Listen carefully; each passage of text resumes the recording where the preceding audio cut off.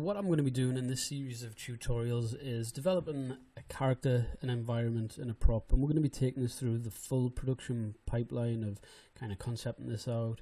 We're then going to model this character, we're going to UV it, we're going to texture it, we're going to rig it, we're going to create a series of animations, and then we're going to deploy it to a device from Unity.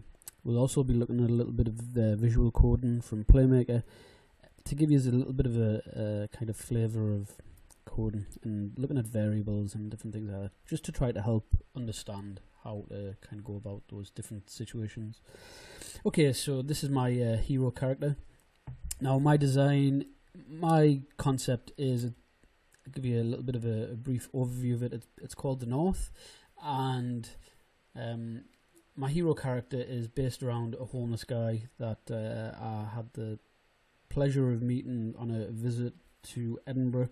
And there's this really nice guy who I felt very, very sorry for.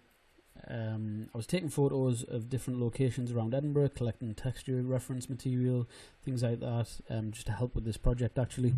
And one of the photos, I was taking a photo outside of a hotel just by Edinburgh Waverley, of a monument just there. And he caught sight of us taking a photo of the monument, and he was close by. It wasn't intentional that he was in the shot. It was purely for reference, because I was kind of thinking of which location I could maybe set this project in. Yeah, and he got quite upset about things, and he approached it. He was quite aggressive about things, but you know what? I explained what the project was, the purpose of it was, and you know what? He was a really humble guy. He apologized, shook my hand, and no hard feelings kind of thing. So this is this guy. This is kind of a little bit of a sort of nod to him. And I thought, you know what, it really resonated with us. This homeless guy, he had bags of character, personality, just such a shame, sort of his situation. Okay, so my project is based around the Northeast. It's called The North. It's a post-apocalyptic winter kind of world, and the idea is that your character ultimately just has to survive. It's going to be a really harsh environment. It's going to be battered by a series of disasters that have kind of happened in the area, and then to top it all off, there's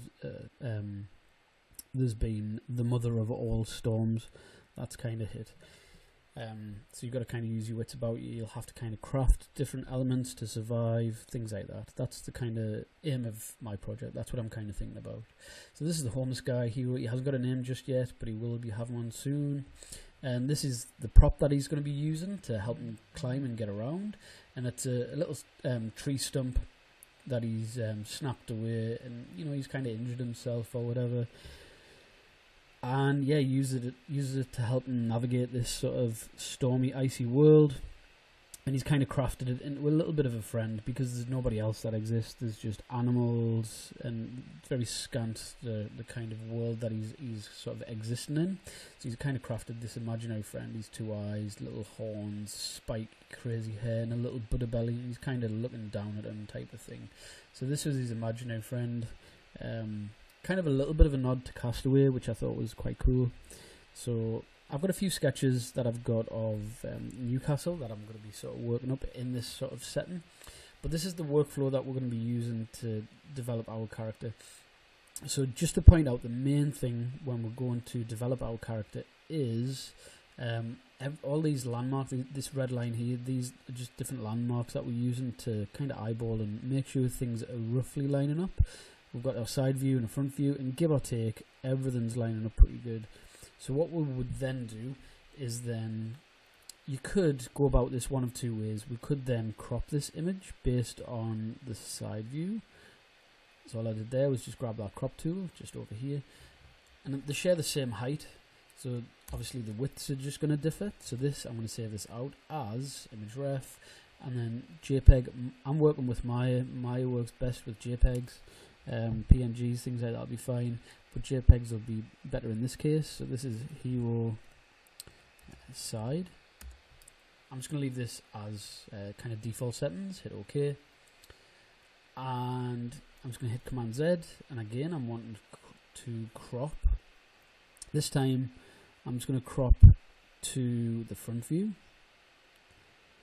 And one thing I will point out is that this character is asymmetrical. You can see that this left arm is kind of lower than the right arm. I'm going to be modeling this purely based around this left side, and then further down the modeling pipeline, I'll then create that asymmetry when I'm a little bit further into the workflow. So I'm going to hit Command Shift S, JPEG again, image ref, hero, and this is front. And again, I'm just going to save that out. And Command Z. And then now I'm just going to do the same, and I'm just going to kind of crop him here. I just want to get enough of the image in just so I can see what I'm working with. Command Shift S. And I'm just going to save this out to JPEG, and this is just hero. Let's just call him hero. There we go. Okay, so that's one way you could do it. Hit Command Z. Another way to really make sure that these image planes line up is just save this whole image out, and then, you know, one way or the other, all of this is going to kind of correlate. You're not going to get any problems with it. So again, Command Shift S, JPEG, image ref, and let's just call this hero all.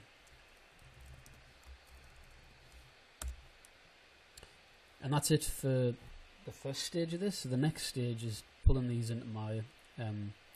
So we've got our front view, side view, and a more detailed kind of view of what we ultimately want this character to kind of look like. I've actually already modeled this character, so I'll be able to show you largely the process that I used to get there.